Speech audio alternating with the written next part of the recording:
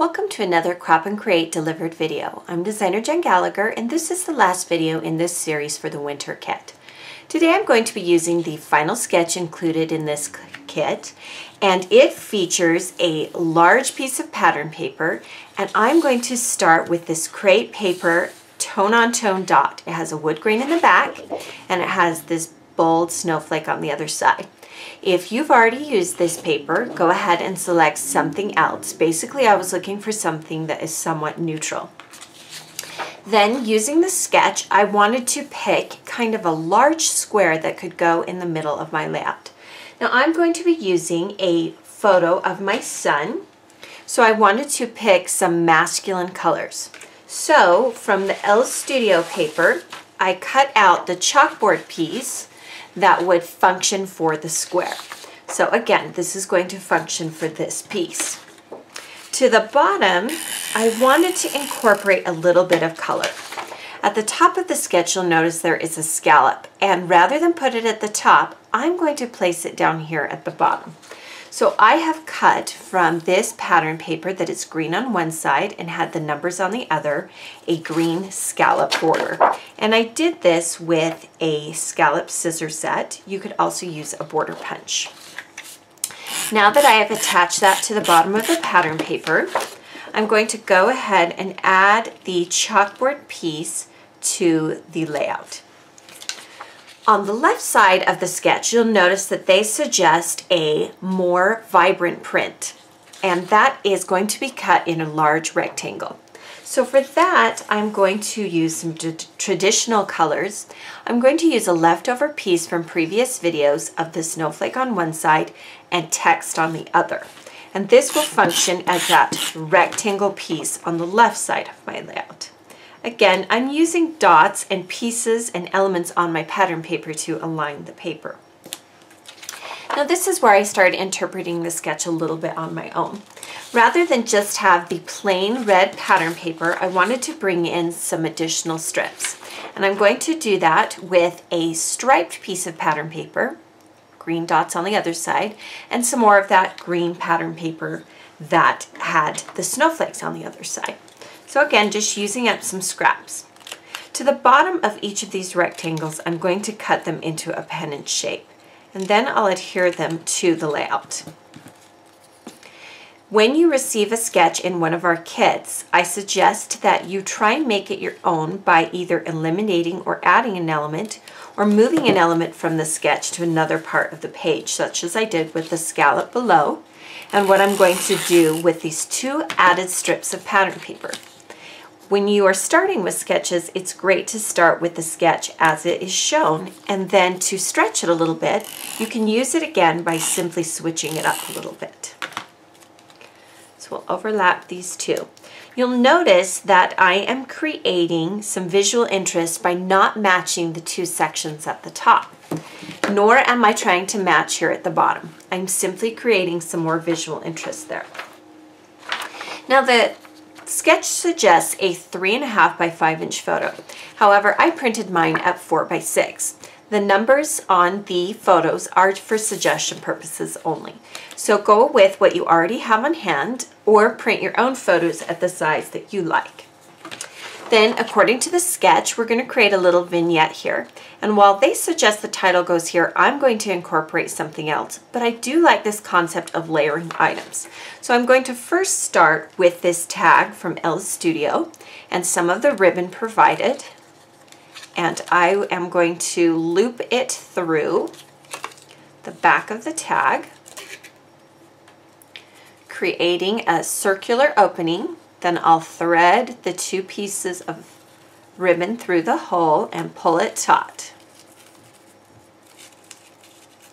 Be gentle when you're pulling, because if you pull too hard, you're going to rip through the top of that tag. And I have done that before, so do be careful. Just gently tug and pull until it's taut. And then use your scissors to trim the ribbon in the shape that you desire. You can create a triangular end or a diagonal end. Again, this is going to go at the top of the photo. So I have not yet adhered the photo, I simply am using it to start building. I'm going to place the tag a little bit askew. Then I'm going to use a secondary tag, the sights and sounds, And this will go at the top. And I'm going to slightly overlap my photo a little bit. So I'll attach it to the photo at this point. Now I'm going to adhere the photo, but I don't want to adhere it on this side because I'm going to tuck an additional photo behind. So as you're placing adhesive, leave a little bit on each side in case you want to add additional embellishments. So again, align your photo on the left with the pattern provided within the pattern paper. To continue layering at the top of this tag section, I'm going to use this sticker from the Simple Stories sticker sheet that says Santa. And I selected one that was red like the other elements I've used here. And I'm going to place it askew. So I want to create just a fun little interesting vignette. To the bottom of the photo, I wanted to add some additional embellishments. This time I'm using the gray pennant and a sticker from crepe paper. Now the pennant can be tucked behind a photo and has an opening that allows you to do that. I am going to use it as is, and I'm going to overlap the bottom of the photo, and then I'll use the Be Merry pennant right below. Now I want to make sure that Be Merry covers a little bit of that white photo frame so that it's not quite so jarring. So again, just layering some different embellishments. In the kit are enamel dots, and this is a great opportunity to bring in some of those dots. Like I've said before, I usually do a triangle of 3 just to bring some texture to the bottom. Now the sketch suggests that we use a large element such as a pocket or something that can go behind the photo, but I thought it'd be fun to incorporate a second photo printed at a smaller size. If you do not print at home, simply crop a secondary photo slightly smaller. You can also adhere it onto white cardstock if you like the look of the cardstock frame that I have here. Mine is actually printed like that, but you can do it however you like. Now something fun that we're going to do a little differently is for the journaling, they have several lines of journaling that run above and below that extra pocket. Rather than do that, I'm going to use the stamp set that is provided, and we're going to use this Holiday Wishes stamp. Now I like the look of stamping on chalkboards, and the key to this is using a stamp. Then you need some Versamark ink and some white embossing powder. So I'm going to stamp this image right below the secondary photo. Now to get a good clean stamped image, I'm going to be using a foam pattern, or rather foam board underneath. And this was provided by Sizzix. And you can use a mouse pad if you desire, but I simply set it on top, ink up my image, and then stamp it where I want it to go. Now you could use white stamping ink. I have found that it doesn't show up quite as well. So this is where white embossing powder comes in. Now you don't want too much since you've placed a lot of your embellishments already on the page, but we want to make sure we get some nice coverage on the stamped image.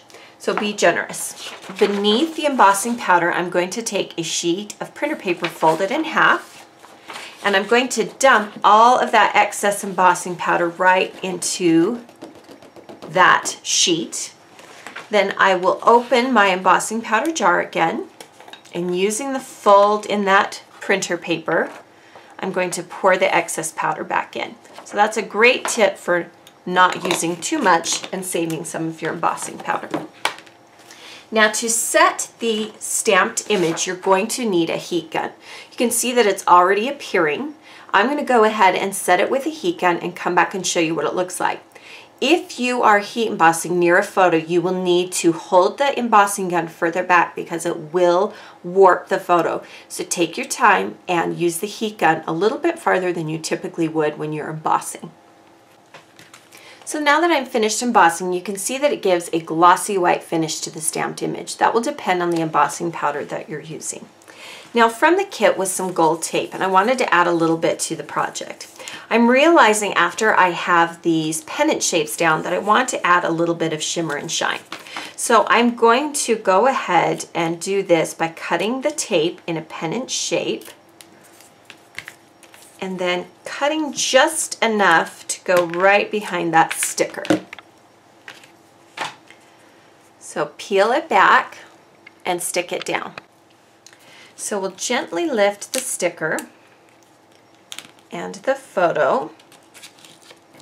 Because I'm using a temporary adhesive, I can do this. And we'll just slightly overlap and then place the sticker back on the page.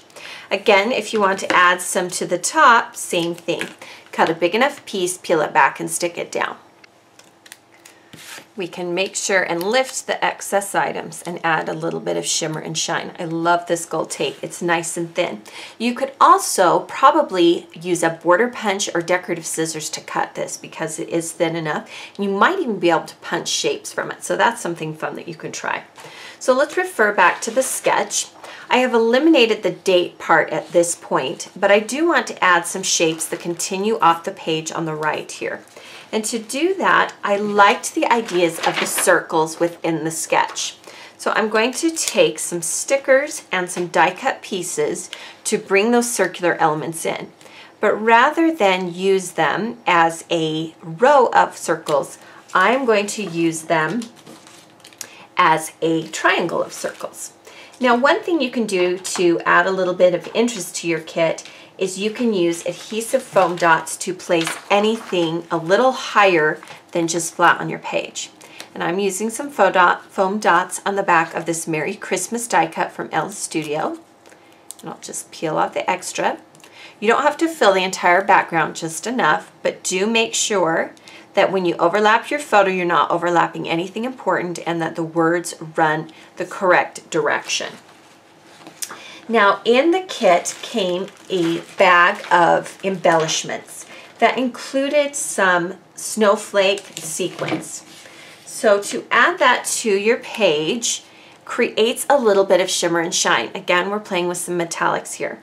And I have found one of the best ways to adhere these sequins is just to use a glue dot. So I will place a glue dot behind it. And then you can place it right onto your page.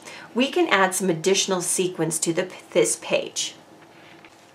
So I'll simply take some of these sequins and pour them out, and then we'll use some glue dots to adhere them to the page. What you want to do when you're placing sequins is to kind of create a random look, but also have some control to it. So that's why I like using some of the gold and using glue dots, and then I can place them however I'd like on the layout. Do work in odd numbers so that it looks more random,